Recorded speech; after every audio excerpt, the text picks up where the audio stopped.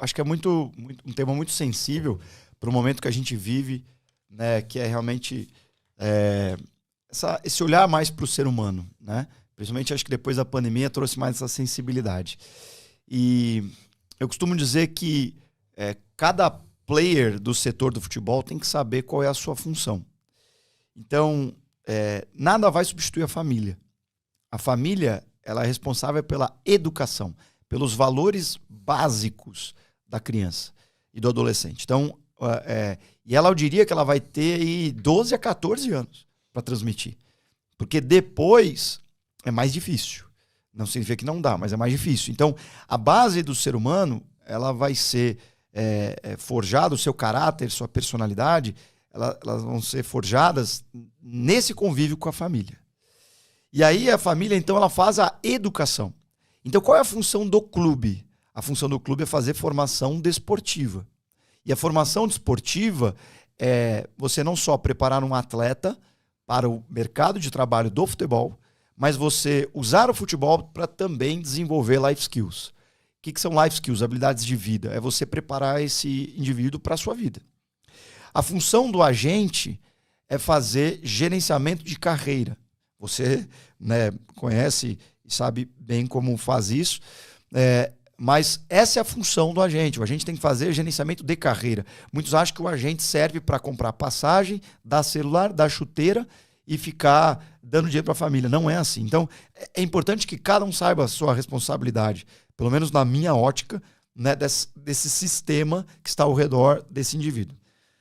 Então, família, educação, agentes, gerenciamento de carreira, treinador ou clube, né, como um todo, como um ecossistema, formação desportiva, escola faz escolarização. A escolarização não é educação, é escolarização. É municiar esse indivíduo de um determinado conhecimento para que ele também possa depois enfrentar o mundo que ele vai ter mais à frente. É a escola que deve fazer essa escolarização. E nós temos outros mais, seja o Estado, seja os amigos, namoradas e etc., como socialização. Esses são os players que envolvem o indivíduo. E aí, numa perspectiva sistêmica, quando nós falamos sistêmica, eu quero falar um pouquinho o que é isso, porque senão as pessoas hoje elas falam por conta de modismo, né? Formação integral, desenvolver o indivíduo e cidadão, enfim. A gente tem que mudar um pouco o nosso olhar. O nosso olhar, quando ele é fragmentado, você não consegue olhar o sistema. Você olha parte do sistema e você só quer trabalhar em cima dessa parte. Quando você tem uma visão um pouco mais complexa, o que é a complexidade? A complexidade é um emaranhado de coisas simples. Um emaranhado. É como não é a soma delas, é como elas se transrelacionam, como elas se relacionam. E isso é a complexidade. Então, por exemplo, você tem um complexo esportivo. O que é um complexo esportivo? Tem natação, tem futebol, mas não é só cada um no seu canto. É como os indivíduos andam nesses lugares, se relacionam nesses lugares, transmitem e se relacionam com as pessoas. É uma complexidade, é um complexo esportivo.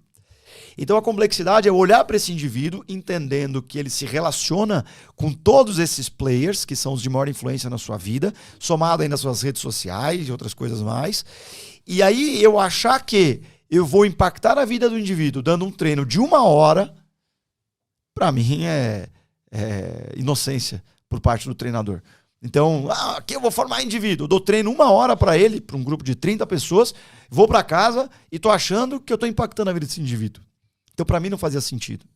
E como a maior parte da minha vida eu trabalhei em clube pequeno, e a maior parte da minha vida eu trabalhei em clubes sem condições, eu percebi que se eu não trabalhasse ele de forma integral, se eu não me relacionasse com os demais players, eu não conseguiria melhorar, impactar os indivíduos. E a função do treinador é essa. Por que o treinador chama coach em inglês? A palavra coach significa cocheiro, que é o cara que está na carroça, que eu, botando para os dias de hoje para ficar fácil de entender, é o Uber, que te leva do ponto A ao ponto B.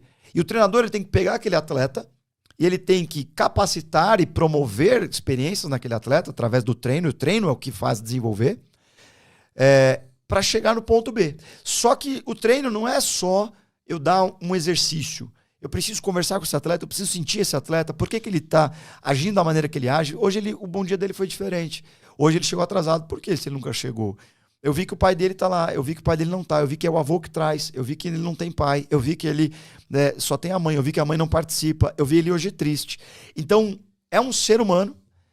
E quando você dialoga com todos os players que envolvem aquele atleta, com aquele indivíduo, você potencializa, mas muito mais, a vida desse atleta. Então era isso que eu fazia no Avaí. Então o que eu fazia? Toda segunda noite, agora entrando nas práticas, toda segunda noite, eu então ia na escola, que ficava ali próxima do Avaí, e eu visitava e pedia alguns relatórios, a assistente social, que era a Angelita, que fazia um trabalho sensacional, a Fernanda, psicóloga, me ajudavam, e a gente então conversava e dialogava com os professores e diretores. Eu visitava as salas de aula e eu sabia como eles estavam, porque o comportamento que eles tinham na sala de aula revelava muito quem eles eram, para eu saber lidar com eles no campo. Então isso me dava uma vantagem. Outra coisa que eu fazia, eu tomava café com todos os agentes dos jogadores. Eu ligava para os agentes, queria esquema. Não é isso. Eu queria entender o ser humano. Eu queria entender ele. Cara, olha, me explica um pouco mais da vida dele. Me diz sobre ele. E aí os agentes me falavam. Eu então sentava para os pais, fazia visita nas casas dos pais, que moravam às vezes ao redor ali, ou falava com os pais, falava, mas conta mais do seu filho. E aí os agentes e os pais se sentiam à vontade para falar comigo sobre o filho. E para qualquer coisa. Acho que tem que jogar, acho que não tem que jogar, enfim, eu sempre estive aberto ao diálogo. Aí, e eu chegava até mesmo a conversar com namoradas, quando eu percebia que namoradas influenciavam eles. Eu também ia também nas casas e conversava com eles, com as namoradas, e enfim, para poder ajudar. E esse trabalho, obviamente, ele é muito mais trabalhoso, ele te requer muito mais tempo, né?